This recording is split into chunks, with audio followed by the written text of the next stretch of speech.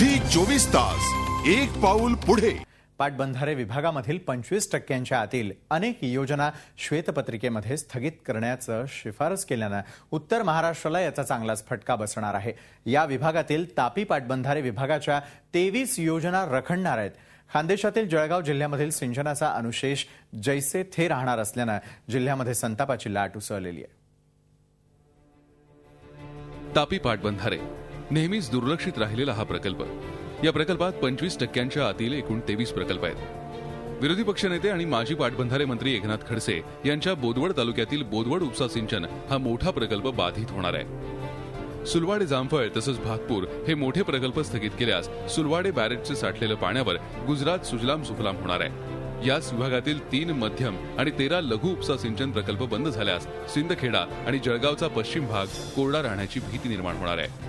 या संपूर्ण घोटाळ्याची तांत्रिक, आर्थिक आणि कायदेशीर या सगळ्या दृष्टिकोनातून चौकशी व्हायला पाहिजे आणि त्याच्यानंतर संबंधितांवरती ताबडतोब खटले दाखल व्हायला पाहिजेत। असं न करता व्हाईट पेपरच्या नावाने लोकांची दिशाभूल करण्याचा हा एक प्रयत्न आहे।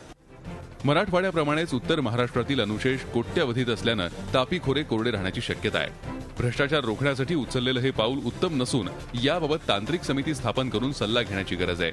अनावश्यक अशा चुका झालेल्या आहेत, त्या चुका याच्या पुढे होणार नाहीत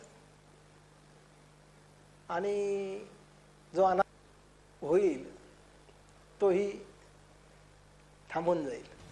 तापी खोऱ्यातील कामं रखडल्यानं गुजरात सुजलाम सुफलाम होणार आहे। त्यामुळे पाटबंधारे विभागानं मेरीच्या संशोधकांच्या सहाय्यानं मोठी धरणं करण्याऐवजी गरजेपुरते प्रकल्प बांधणं आवश्यक आहे।